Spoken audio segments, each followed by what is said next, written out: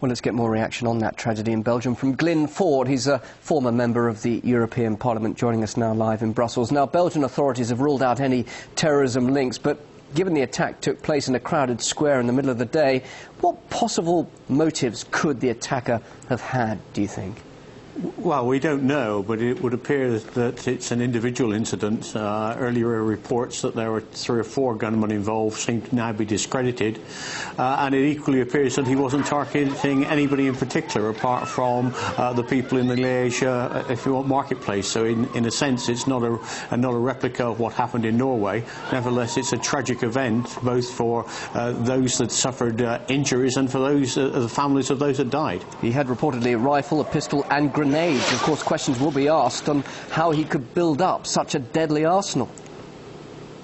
Absolutely, particularly on the basis of his own track record. Certainly, in most European countries, and I don't confess to knowing exactly the law in Belgium, if you've had gun convictions, you're certainly prevented from legally having guns or any other form of weapons afterwards. So, how have the Belgian people reacted to this terrible tragedy today? Well, obviously the main response is deep shock that something like this can happen in Belgium, because nothing like it's happened in the recent past. Early reaction, in many senses, seems to be rather racist, I have to say, in terms of what the bloggers are saying. He's not been identified as a Belgian when he was a Belgian citizen, but actually because of his Maghrebin origins, people are talking about kill the Muslims, and it's all the fault of the Muslims. And the new socialist government that's been in office, I think now for nearly a week, is being blamed for being soft on, if you want, soft on immigrants and not reacting hard enough. Well, talking about the racist element, we are hearing that a gunman in the Italian city of Florence has killed 2 African traders and then taken his own life after that. Now, that is an incident that has just occurred today. Of course, our reporter also mentioned the tragedy in Norway. Not the sort of incidents you'd expect to be happening in Europe at the moment. What are we supposed to be reading into these terrible events at the moment?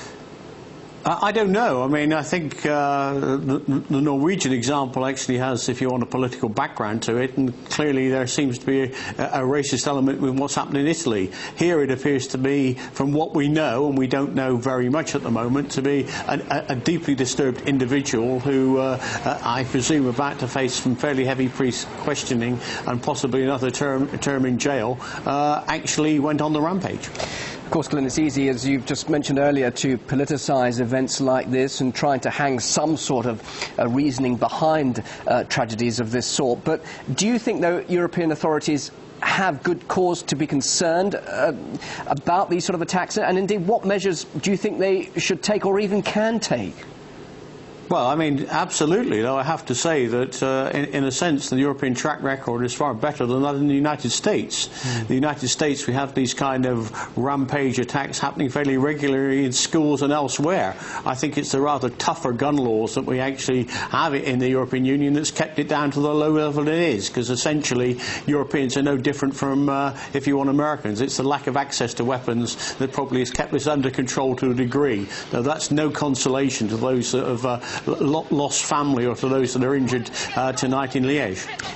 You're a former member of the European Parliament, a politician. Do you think, though, that politicians in Belgium will be taking some sort of flack or indeed any sort of blame for this sort of incident? Well, I think it's, well, the only blame they can take is the fact they took nearly close to 2 years to form a government. So, in a sense, nothing very much has happened. They now have a government. They clearly should look at this, but they should take the right reactions and not overreact. As far as we can tell at the moment, there is no evidence whatsoever that this has got any, if you want, racial origins in the terms of the from the assassin side. It should be treated as, if you want, controlling individual gun crime rather than, if you want, blaming a community. Of course, everybody's thoughts are those with those who've been affected in Liège, and of course all those in Belgium. Thank you very much indeed for your thoughts there. Glyn Ford joining us live there from Brussels. Thank you. Thank you.